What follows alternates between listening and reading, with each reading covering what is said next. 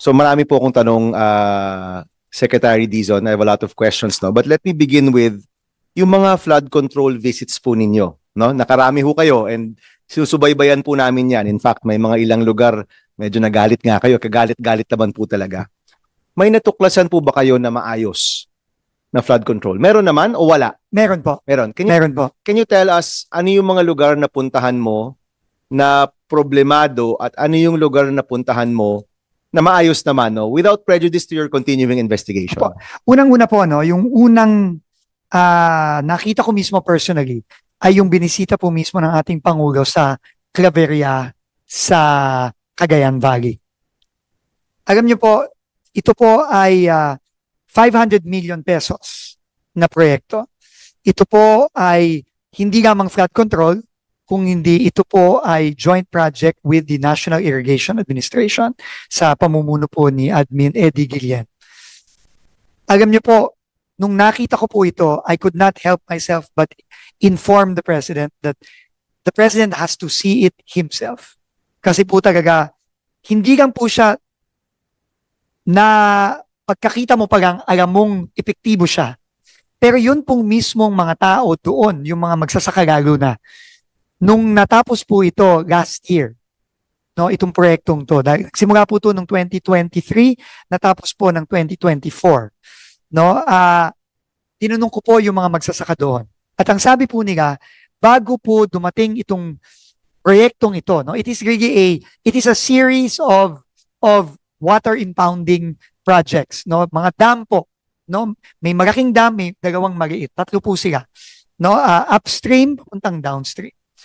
Bago daw po magawa itong tatlong proyektong ito, sabi po ng mga magsasaka doon, madalas po nasisira po ang kanilang taniman ng palay sa Cagayan. Pero nung pong nagawa ito, talaga pong nape-preserve na po yung kanilang pag-aani at nabibigyan pa sila ng year-round irrigation. So this is a perfect example of a flood control that really worked. And I asked our team po, paano nagawa ito? Paano nagawa ito? Kasi napakaganda po nito. No? Ang sabi po nila, unang-una po, ito ay naplano ng tama. Naplano po ito jointly with NIA and DPWH. Kinonsulta po ang local stakeholders, pati po ang local, provincial at regional development council. At ito po ay na-implement on budget and on time. Ito po ay natapos ng within 14 months lang po, Mr. Chairman. At 500 million lang po, pero napakalaki po ng tulong na ginawa nito sa ating mga magsasaka sa Cagayan Valley. Kaya isa po itong example. Ang isa po pong example, yung pong binisita ni Pangulo din mismo sa Marikina. So, yung pong flood projects na foreign assisted naman po yon, no? At flagship projects. Kaya po ang nakita po nating recipe for success, unang-una, pinlano ng mabuti, kinonsulta ang lokal at ang probinsya at ang region at minonitor po ng tama at in-implement po ng tama. At may pangatlo, walang nakialam na politiko. Yun po, hindi ko po alam kung merong nakialam o wala. Pero regardless po kung may nakialam na mayor, governor, congressman, ito po talaga, napakaganda po ng naging resulta. Maayos. So in Cagayan, may RDC approval po ito. So dumaan sa proseso na iba't ibang stakeholders, sumang-ayon sila. That went to the DPWH Regional, and DPWH Regional requested for the budget through the as implementing agency, pero dahil ito po ay foreign assisted, ito po ay dumadaan sa napakamabusising proseso through the NEDA, now the DepDev Council, no, yung Economic and Development Council. So dumadaan po yan sa masusing feasibility study, dumadaan po yan sa masusing planning, at dumadaan po yan sa napakamasusing approval process led by the now DepDev, kasama po ang TOF, dahil yan po ay inutang natin, no, sa iba't ibang ahensya tulad ng ADB at World Bank. Sino po yung mag-i-implement po niyan? Is it DPWH po. And you bid this out to contractors also? Yes. in the usual process. In the very, very transparent process that is approved by our lenders, either the ADP or the World Bank. And kasama po ba sila dun sa back or do they monitor the... They monitor it very, very closely po. Okay. Pero yan po ay dumadaan sa back ng central office. Okay. Dahil malalaki pong mga proyekto ito. Hindi yan nakaback dun sa distrito. Hindi po. Hindi. Okay. So, medyo nakikita mo yung ingredients, no? For proper projects. Dalawa po yan. Ilan po yung nabisita na po ninyo? I know you've been only here for a month, but it seems every week may napupuntahan po kayo. Yung maayos mong proyekto, yung pong dalawang pagampong yun. Out of? Out of, I think, Sa nabisita po ninyo? 10 po siguro. So, 2 out of 10. Opo. And then, nagkaroon rin po kayo ng statement, 421? Tama ba? Ito po ang isinumite sa ICI ng joint validation ng AFP, PNP, DepDev at ng DPWH. 400 plus 20 plus. Opo. ghost projects. Suspected ghost. Suspected ghost out of 8,000. Out of the 8,000 na initially vinalidate po. Okay. So, ito po,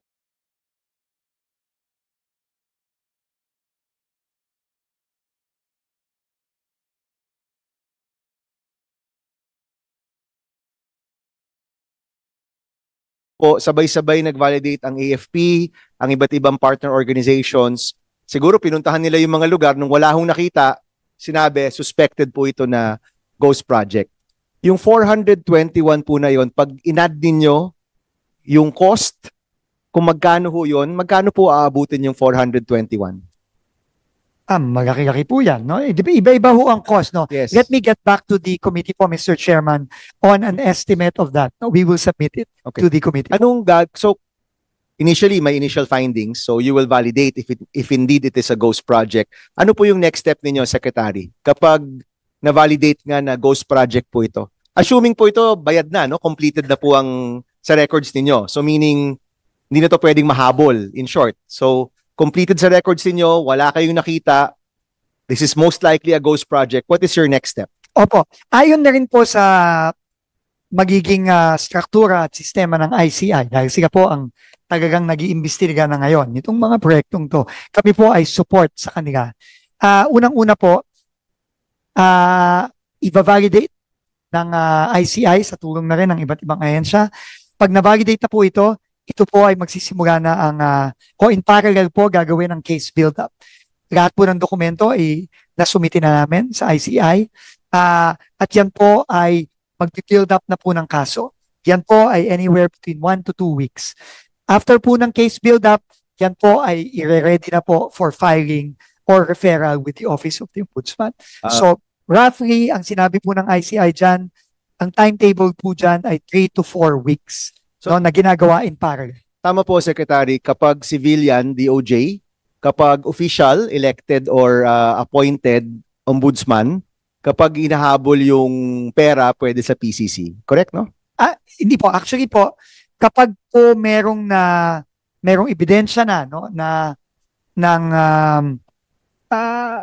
may sabwatan, no, ang contractor at ang mga taga DPWH, yun po ay lahat sa ombudsman na po yun. Okay. In fact, for example, yung pong kaso sa First District of Bulacan na final namin, sa ombudsman po yun final. And we're now waiting for the ombudsman To file with the Sandigan Bayan, of which the amounts are so huge na non-bailable po yung mga amounts na. Tama po, Tama. Mr. Chairman. So 421 possible ghost projects, ano po yan? Sa lahat ng lugar ng Pilipinas po yan?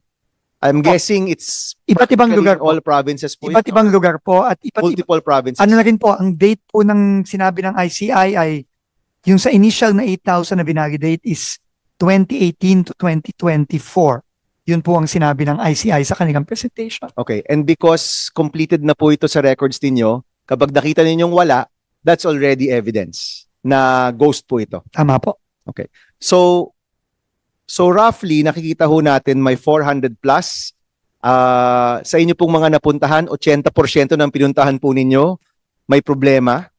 And ang tao po, naghihintay talaga ng resolution po dito. And we hope that mahirap po yung trabaho dahil napakalawak po ng problema. But we hope that the agency and the ombudsman can work fast and come up with some level of resolution, especially po dito sa mga clearly in violation of the law.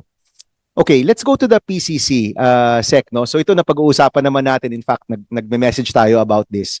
Magkano ang posibleng mahabol ng Philippine Competition Commission doon po sa mga na-file na po ninyo? Doon po sa na-file na po namin na Primarily with the Discayas, no? Or iba-iba? Iba-iba. May SunWest, may Diskaya, Wawaw, Sibs. Okay. May estimate na po tayo dun sa initial 12, I think.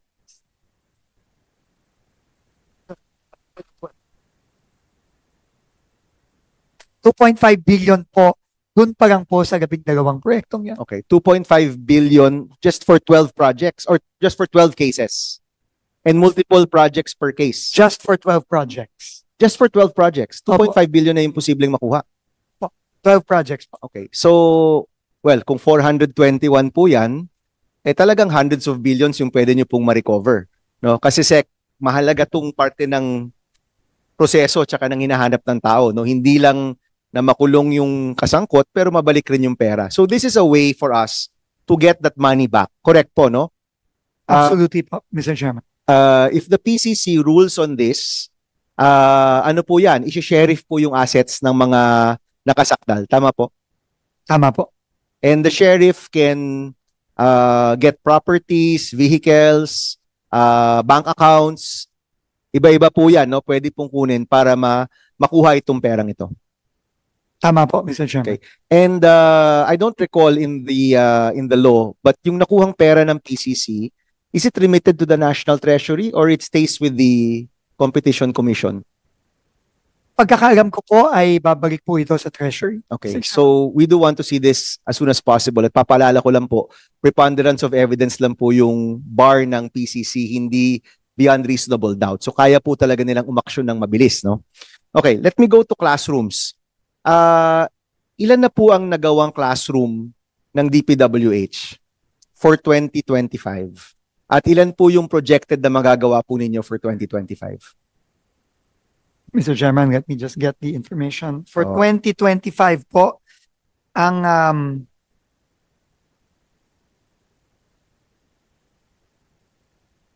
ito ba no? Baban to. So, for 2025 po, out of 1,700 na dapat gawin, 22 pa lang po ang completed at 882 po ang ongoing. Okay, October na. Seka, At meron pong 882 na not yet even started. So, it's a very deplorable rate of only 15.43%. exactly. So, ito po kasi yung ano ito yung resulta ng mga issues po natin with the agency, our issues with flood control. Isipin nyo po, Sec, naging priority ang flood control for the past year, no? As a national infrastructure. If you look at the budget, practically 1/3 ng budget ng DPWH dapat sa flood control. At ngayon tinanggal na yan. Alam natin, maganda po yun.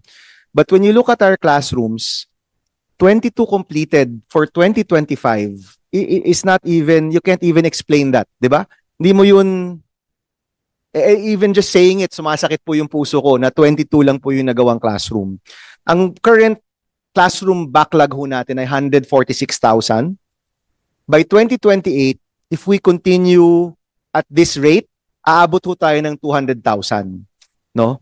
So, Sec, anong gagawin natin dito? 22 classrooms ang nagawa po ng DPWH, October na po, 2025. We will have to find a way to fast track it. But I think the more important question, Mr. Chairman, is bakit 22 lang, no, ang nagagawa? At yan po ay kailangan nating malaman. At bakit ano ang cost ng delay? Pondo ba? O proseso ba? Kailangan po nating malaman yan. And I will, makikipagtulungan po ako kay Secretary Angara para mapabilis natin at maghanap tayo ng catch-up plan.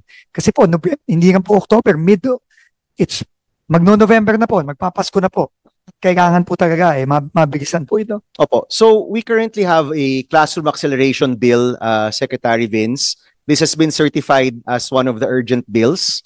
Yung plano ho dito ay ang pondo para sa classroom building. Tanggalin muna natin sa DPWH dahil busy ho kayo. Marami kayong kailangan asikasuhin. Marami kayong kailangan gawin. At ibigay yung pondo sa mga LGU directly para sabay-sabay pong gagawa. No? Secretary Angara is on board with this proposal. The chairman is also on board with this proposal. But what we intend to do is yung pondo para sa classrooms for this year, possibly, maybe even, for next year, maybe even for this year, kasi mukhang hindi rin magagamit, at dagdagan pa natin ng pondo mula sa flood control, at sana po, meron tayong chance ang makagawa ng classroom ng sabay-sabay.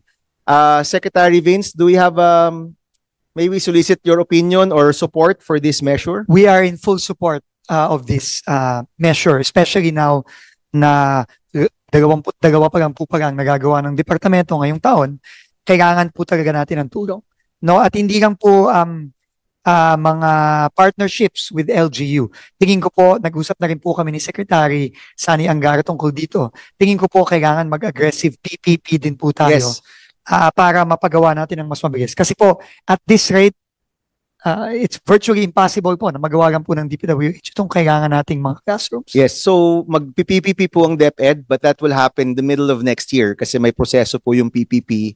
In the meantime, what we want to pursue is reallocating that budget for classrooms at direct download sa hundreds, if not, most of the LGUs kasi lahat po sila, practically lahat mayroong classroom gap.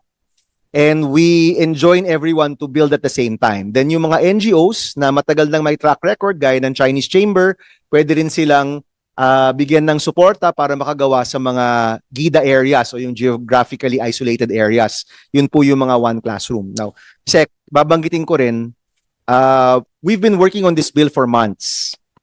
Ang presyo sa DPWH is roughly at about 3 million and above. Nasa 3.5 million per classroom. Panahon pa po ni Secretary Bonoan, binabanggit ko na po ito. No? The NGOs can build classrooms at less than 1.5 million pesos. Of course, iniintindi namin yung differences. Meron namang differences in fairness. When we were about to sponsor this bill, sumabay po yun dun sa Blue Ribbon hearing na binanggit nung Bulacan district engineers na nag-overprice sila ng kanilang specs. So we didn't push through with the sponsorship. Instead, inaral namin yung design. And we're now asking support from the United Architects of the Philippines, different groups, to come up with a design na will satisfy the standards for our schools na earthquake resilient, typhoon resilient, lahat ng mga standards. Pero mukhang lumalabas po na nasa 2 million lang talaga. No, nasa 2 million lang po talaga per classroom yung labas. And we're talking about single, double, even yung building, no? Yung vertical na 2-story o 3-story. Lumalabas po talaga na mas mababa. Kapag ni-redesign mo, mas mababa because the DUPA, yung cost per material, nabanggit nyo na naman po ito, mataas. Pangalawa, yung disenyo mismo, meron talagang over-design. No? At binanggit naman po ito sa Blue Ribbon hearing, dito po tinatago yung ibang mga pag-overprice. So kung classroom pa lang, kailangan na ng pag-redesign or paghalungkat ulit ng pagdisenyo plus yung presyo per material, isipin nyo po yung trabaho po ninyo, parang napakalaki talaga, napakalaki ng kailangan yung gawin if you will try to look at all of the designs again and all of the prices again, Secretary. You're absolutely right. And Mr. Chairman, if I may be frank, ang inutos po ng Pangulo sa akin, hindi depensahan ang DPWH. Ang utos po ng Pangulo sa atin ay reformahin ang DPWH at baguhin ang DPWH. At lahat po ng sinasabi nyo is absolutely correct po. At kasama po sa reforma ay yung pagbabago sa presyo. Kasi po, sabi nga po na kanina, hindi na po taon ang binibilang dito. Dekada na po ito. Dekada na po ito na paulit-ulit. No, so I think with the help of the Senate and the will of the President to get these reforms done, I think po magagawa na po natin ito once and for all. Sec, in the last time tayo nagkita, I don't remember if it's Blue Ribbon or DPWH, nabanggit niyo po na ipapublish niyo yung, is it CMPD? CMPD, no? Construction Materials Price, what's D? Hindi ba index yun? Data. Ipapublish niyo po yung CMPD, no? People can compare yung CMPD doon sa kanilang hardware store. Dapat mas mababa kayo sa retail, di ba? Nabanggit niyo po yon. Yun pa lang malaking bagay yon. And honestly, across the board, malaking tulong po yan. But yung designs, I think kailangan nyo rin tingnan. And that will take a little bit more time. Medyo mas masalimuot po yon. Tama po, Secretary? Tama po. In fact po, maganda po yung tanong ninyo, Mr. Chairman, kasi nga po ngayon, meron po tayong bagong itinagaga na OIC ng Technical Services. No? She has been with the DPWH since 2013. She was part of the Cadet Engineering Program, very young, 36 years old. At siya po ang head ng Bureau of Design ngayon. No? At sinabihan ko po siya, kanina gang umaga, na kailangan po, hindi kang classrooms.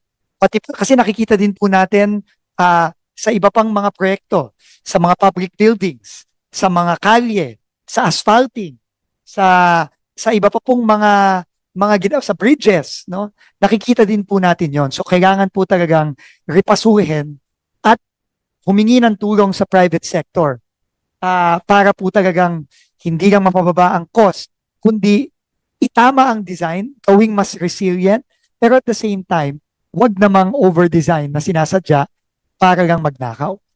So we agree there, Secretary. So yung namungkahi po ni Senator Loren na across the board cut, no? Napag-uusapan po namin 'yan. Across the board cut, nabanggit po niya 25. Initially 20% po yung nabanggit ko. Across the board cut sa inyong budget kung hindi po makikita yung mga changes na nais natin makita, no? You mentioned that you have an announcement soon. Maaaral niyo po yung mga disenyo, although that's a short span of time. But kung hindi kasi maibibigay yung redesign, hindi ho maibibigay yung pagbaba ng cost of materials, I think a 20% cut might be warranted. No? Of course, pag-uusapan po namin yan. Kasi kung may overprice, sa konsyensya po namin, hindi kami makakapagpirma pag alam naming yung disenyo at yung cost of materials ay naka-overprice. But since December pa naman po yung budget, and as you're very familiar, umaabot po ito ng third week of December, there's time. Now, on August 19, kay Secretary Bonoan, hindi pa po kayo yung nakaupo, nasabi ko na po sa kanya yan. Sabi ko, sir, may chance kayo to resubmit yung mga project. I-resubmit ninyo yung presyo at yung mga proyektong alanganin, tanggalin ninyo. Yung mga proyekto na overpriced, ayusin ninyo. And we will be very open to accepting a resubmitted budget detailing all of the projects that you want to do. Tanggalin na po natin yung taba, di ba? Let's take out the overprice, let's focus on the right projects. Gawin natin yung tama, no?